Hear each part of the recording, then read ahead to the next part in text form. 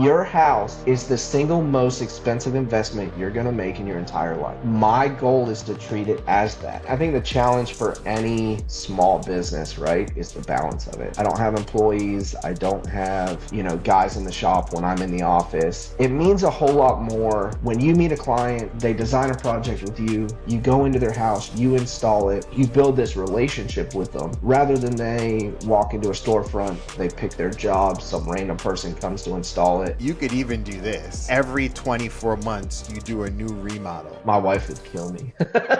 Welcome to the Woodpreneur podcast, the #1 podcast for the business and marketing side of the lumber, woodworking, hardwood flooring, and sawmill industry. I'm your host, Steve from Acres of Timber.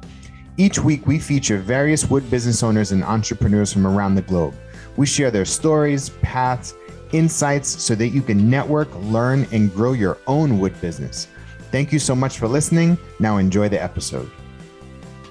Hey, welcome to a brand new episode of the Woodpreneur podcast. This is your host, Steve. Today's guest is Matt Moore from Matt Moore Designs. What's up, man? How you doing? Hey, man, I'm doing good. I really appreciate you taking the time and having me on. Yeah, I'm excited to talk to you. Hey, so why don't you tell us about Matt Moore Designs? How'd you get started? How'd you get started in the business? Well, going way back, I was raised in construction. My parents used to build custom homes.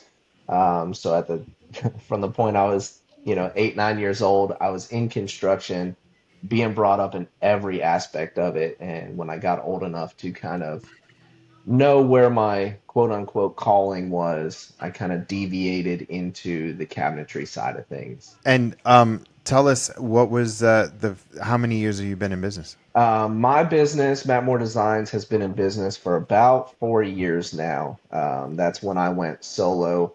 I've been doing cabinetry for close to 20 years. When my parents were building houses, I would do their cabinets, their built-ins, a lot of their more custom aspects of woodworking.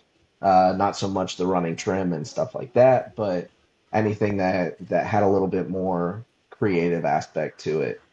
So business alone 40 years, but I've been in the trade for quite some time. What do you think you're like? What's the bread and butter? What's the core product that you build for your clients? I would say the bread and butter is kitchens. I do a lot of direct to client kitchen renovations, stuff like that, where a client calls me in.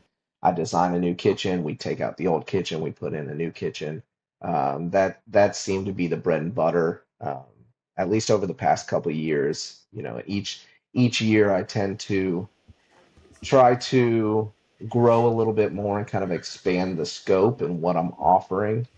So it's always changing. It's always evolving. And those first 2 years, how'd you get the word out about your business? So what's wild, man, is if you think about the fact that, I started my company 4 years ago, that was 2019. So the first 2 years with COVID and all of that stuff, it was questionable. The good thing with me starting a company, like I said, I had been in construction. I already kind of had my name out working for somebody else. So when I came into it, I had a pretty good reputation. So as far as marketing and stuff like that, I really haven't done any. It's all been word of mouth. People that I've known. I do work for this person, they talk to this person, and it's kind of grassroots at that point. It's been a really natural progression. Cool. And you said direct to client, like, do you work with other contractors, or is it really like homeowners reaching out? When I first started my company, I did work for a couple builders. Because I'm kind of on the more detailed side of things, I tend to shy away from certain builders, especially in my area, because I don't have a lot of high-end builders. There's a lot of construction in my area, but it's more the neighborhood type track housing where they want 6 kitchens done today and they want to move through them, and that's not who I am. I recently picked up a custom builder, so I've done a couple of their jobs, but a lot of what I do is just for clients, for homeowners themselves, and then I'll occasionally pick up a new construction through a builder. Is it a pretty straightforward sort of process? Like, is there much selling that involves getting a custom kitchen? Like, have you noticed a difference in the types of clients that want a custom versus any other type of kitchen? The great thing with me is I do every aspect of cabinetry. I do have certain levels of pre-finished RTA, that type cabinetry that I sell, but I also do full custom as well. Um, when I start the process, I like to tell my clients that I want to find the destination and then we'll figure out how we're going to get there. So let's design what you want your kitchen to look like, layout, colors, stuff like that, and then we'll figure out what path it's going to take to get there. If it's a pretty simple, white kitchen with standard sizes, not a lot of details, sometimes we don't have to go full custom. But then when you get into a custom color or a lot of real custom touches, that's kind of when it gets elevated into the custom aspect of it. So I don't think it's as much selling the custom level as it is educating why we're going to the custom level. And what is that? Is it usually the budget, or is it more of like a certain feature that dictates custom versus the RTA stuff? I'd say it's kind of all of the above. Sometimes it's budget, sometimes it's color, sometimes it's sizing and features. Um, with the RTA stuff, you're limited on colors, you're limited on sizing. Um, so when a client wants a specific detail or a specific feel, and we can't quite find something that's available, there always is that option to just completely customize exactly what they want. What's been the challenge in growing the business? Like, or at least in the first couple of years, like you said that you had a reputation, you knew people. It felt a little iffy around COVID. Like, what was the challenge that you had to overcome in those first 1-2 years? I think the challenge for any small business, right, is the balance of it. I don't have employees. I don't have, guys in the shop when I'm in the office. And the reason I named the company Map More Designs is because we do full start to finish design, build, install, all of it in-house. So when I talk about balance, it's a matter of where do you find office time to do designs and pricing away from being in the shop and building the projects, getting them installed, ensuring that the client whose kitchen you have ripped out at the moment gets a kitchen as fast as possible, but then you're also lining up jobs, moving forward. So you have jobs upcoming. Um, Balance is a tricky thing. It's a lot of long nights, it's a lot of early mornings, but sometimes you just got to do what you got to do and get through it. What's the plan for growth moving forward? Speaking back on the evolution, I think the plan moving forward has evolved over the years. When I first decided to go solo, I had the grandiose idea of, okay, I'm going to work out of a garage until I have the time to rent a space, and then I'm going to get employees, and I'm going to grow and grow and grow. And over the years, it's almost evolved smaller. And the Mm-hmm. reason in that is because I really have a passion for the romantics of the client builder relations. And it sounds a little corny, but it's like, No, I know what you mean. I know what you you mean. Yeah, you know, yeah. it means a whole lot more when you meet a client, they design a project with you, you go into their house, you install it, you build this relationship with them rather than they walk into a storefront, they pick their job, some random person comes to install it. You know, when my It's more par- intimate. It's intimate. Definitely, definitely. When my parents used to build custom homes, that's how they were. They'd have a relationship with their clients for 12 to 18 months. They had an office out of their home, so they would come to them and it would just be this whole process rather than a product. Mm. And I really like that phrase for one, but the feel as well, because one of the scariest things for a client to do this type of renovation is having random people in their home. Yeah. So to give them that level of comfort, I think is priceless in the connection with a client. As far as Mm, growth is concerned moving forward, even though it's going to stay small, I'm I need to grow shop space, right? I'm in the process of, I haven't told a lot of people this, I'm in the process of waiting for permits for a shop to be put on my property. sick. Uh, so once they come back, it's going to be all hands on deck moving forward. I'm going to put about 1,800 square feet in my backyard. So it's going to be clutch. What was the what's your sort of tool equipment stack that you had to invest in to build this business? It's really been a slow growth process.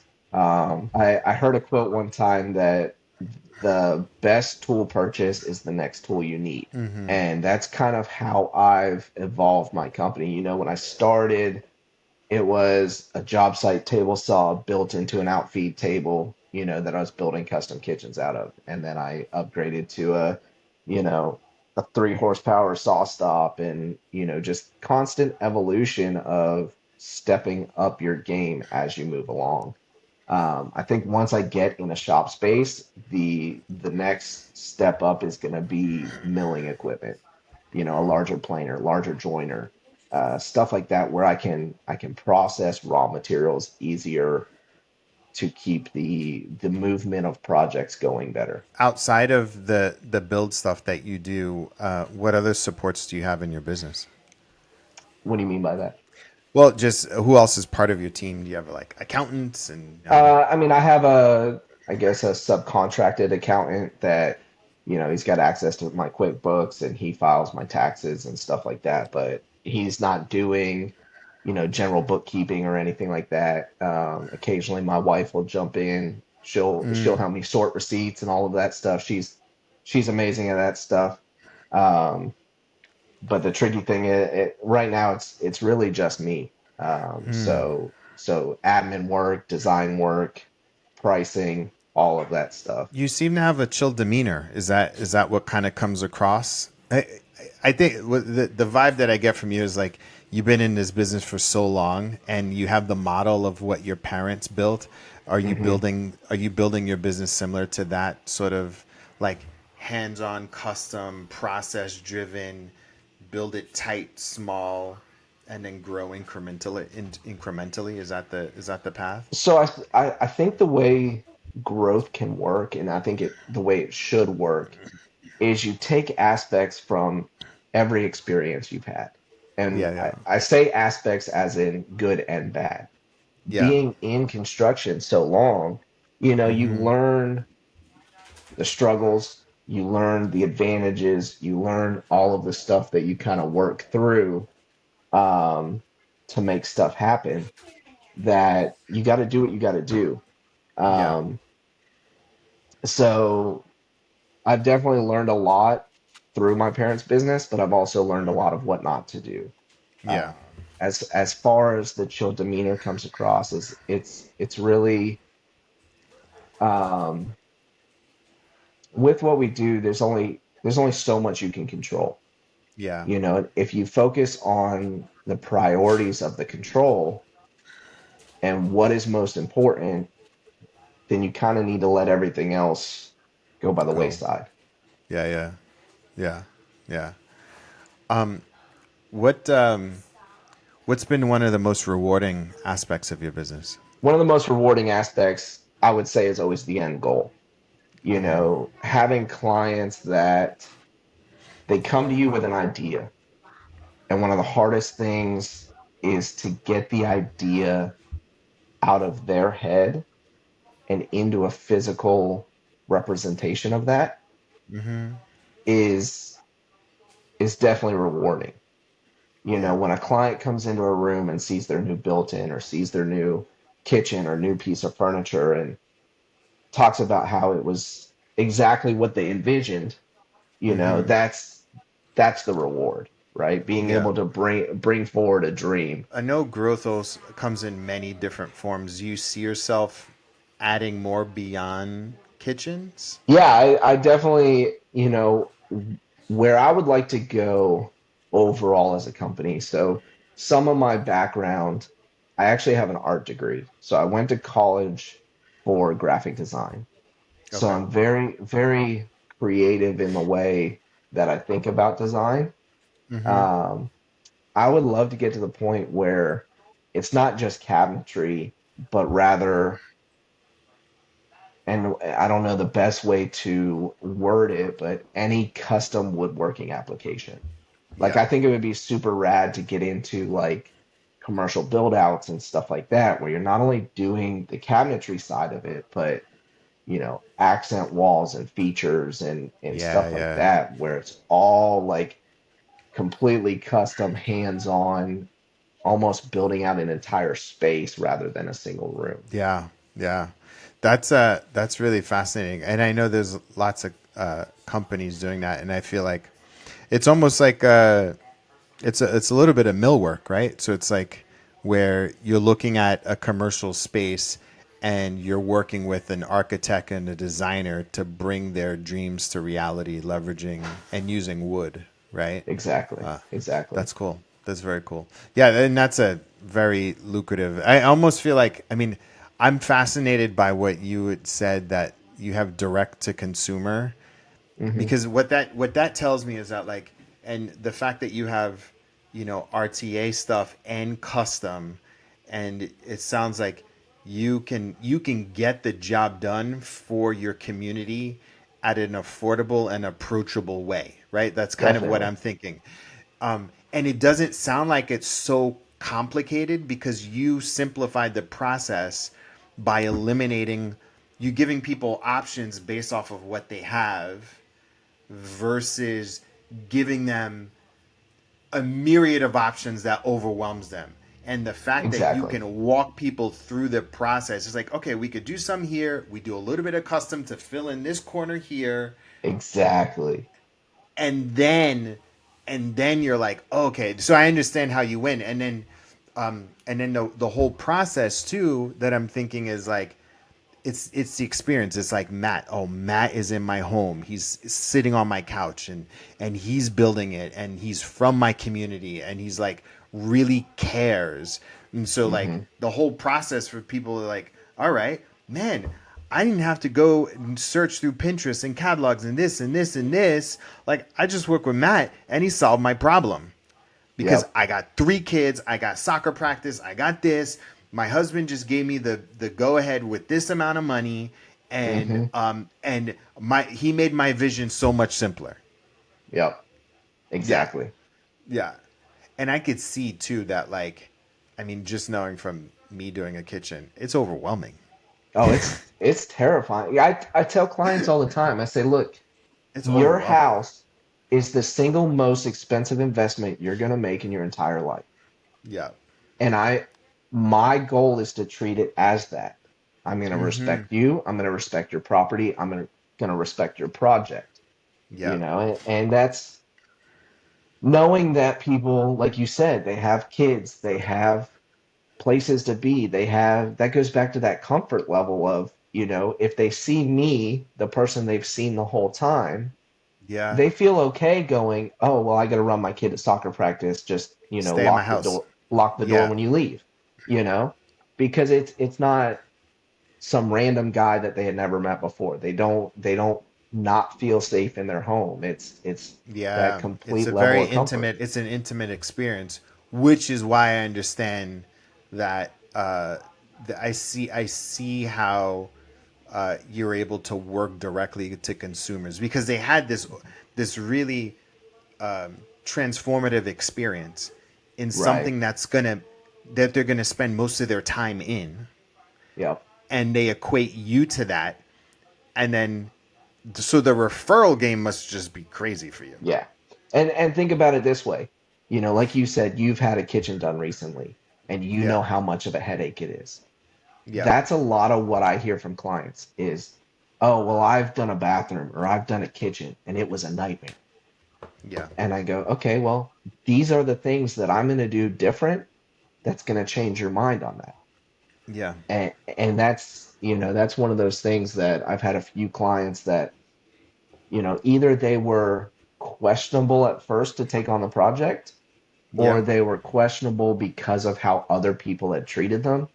And then Yep. 1, 2 days into getting started on the project, they come to me and they're like, "You've completely changed your mind. This is a Yeah. completely different Yeah.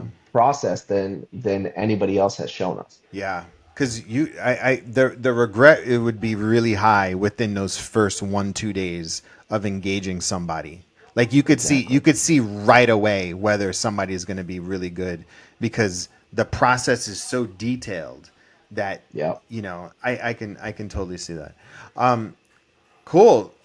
So this is the part of the podcast where I give you any marketing or business advice. Is there anything that that you need an extra set of eyes and ears on, or something that you're struggling with that I can help you with? After I listened to a couple of your podcasts, I started thinking about this too. I'm like, what am I going to ask him?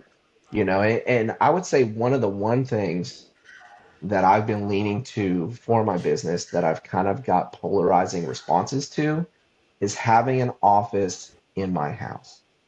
So I basically want to ask your opinion on what you think about it. My idea, going back to the intimacy, the comfort level, when I go to a Yeah, client and I say, look, your first meeting with me is going to be in my house.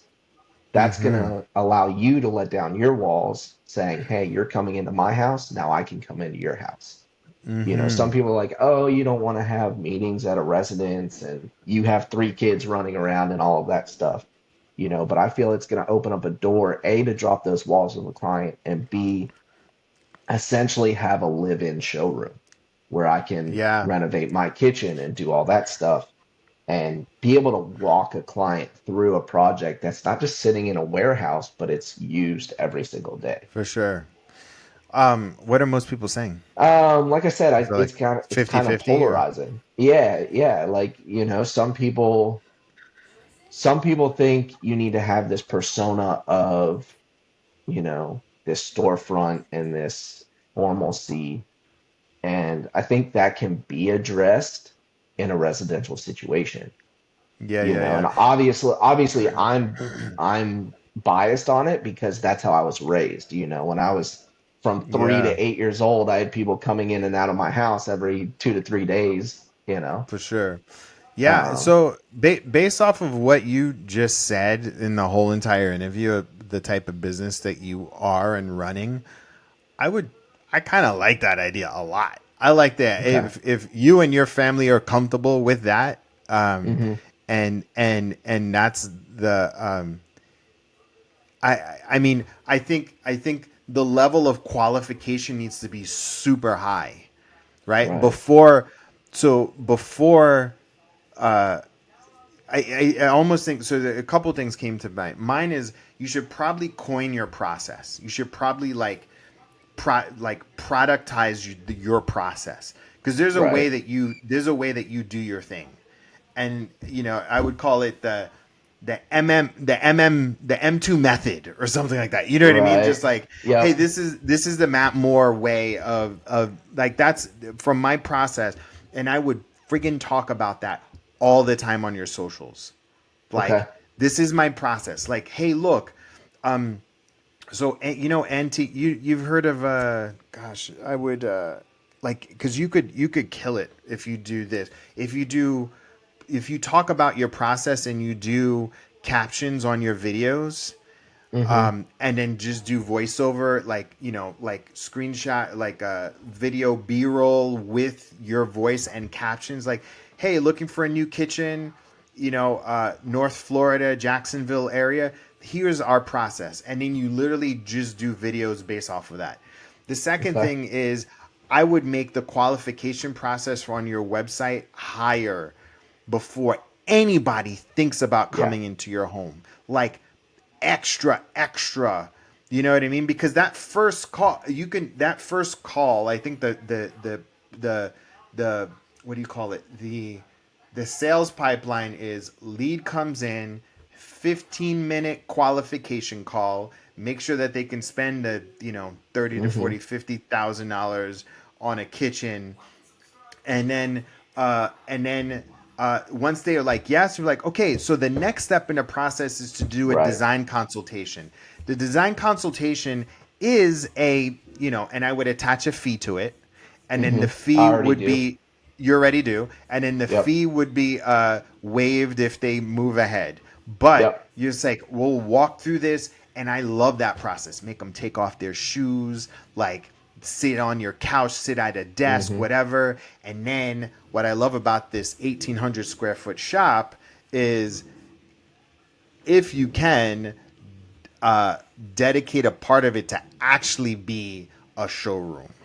So like you have Okay. your kitchen, but then throw in an extra kitchen showroom to say, Hmm. okay, this is one section, this is another. Maybe take like 400 square feet to build like to show different countertops, show different cabinet features, like Right. just to have people be like tactile, and then you're like, okay, this is where I'm gonna build your kitchen, and that Yep. becomes the experience. People come in, they take off their shoes, like maybe you walk into your kitchen. This is my kitchen, and like, oh, let me show you the wood shop. Let me show you the shop where we're gonna do it. Yep. And you're like, okay, these are some options, and then this is my equipment, and then you can create like an even more of a detailed process. You're like, look, I'm gonna take pictures. I'm gonna text you. We'll do this, and then step Hmm. 4 is I'm gonna deliver and install.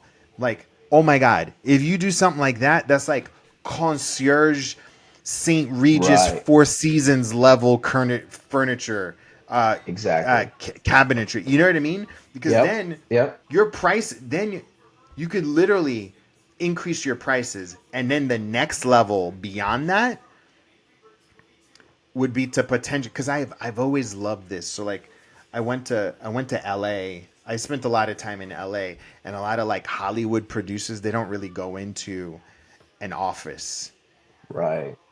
They work out of their home, and they got their team in their home, which is like Hmm. the baller. To me, that's like, yeah, you walk in, everybody's with their shoes off, they're working off of couches. Like that's Yep. the Yep. to me, that's I love that flex. I mean, I having an office or whatever, but like to me, that's the flex. Like if you have, during the day, everybody's out, like, and you have like one or two people that are office people, because that process can be you can mimic that, because once you Hmm. have it dialed, you call it the whatever you want to call it. You can Right. then train a younger person to be that person, right? And they Yep. don't need to wear an outfit. They could just be like whatever your style is. People walk into the house, there's music with the surround sound speakers. You can create this environment for them, Yep. and then boom, you'd kill it. You'd kill it. Everybody, oh man, I'm excited for that. I'm digging that. I'm digging that. Yeah. Yeah, that's was that helpful? Yeah, dude, and I'll actually go back to you're talking about almost eliminating the tire kickers before they come in. I actually have a process for that already where, I get that initial inquiry call and then I have a Google Docs that I send to everybody that calls me that Yeah. basically says, what are you looking for? How much are you looking to spend? What's your timeline look like? So that's the step one in my book that kind of eliminates, someone comes to me, they're like, oh, I want a fully custom kitchen next week for $10,000. It ain't gonna happen, No you know, bueno, not happening. not Yeah. gonna do it. Yeah. So, and it is a constant evolution, like you're talking about. But I do like a lot of the things you're talking about, where I could even, the way the shop's going to be set up, my garage right now, which is my shop right now, could become that second showroom Yeah. outside of the 1,800 square foot shop. Exactly. You know, Oh where my I gosh. where I One kind of side could walk. be a whole garage. Is it a two-car garage or three? Yeah, yeah, two-car garage, and Yeah. it's going to come into a mud room that comes into the kitchen, so that the whole walking path would be perfect for that. So as you were saying all that, my mind was like just Yeah, running, man. man. I would, yeah, I mean, look, and you could even do this. That like every 24 months you do a new remodel. My wife would kill me.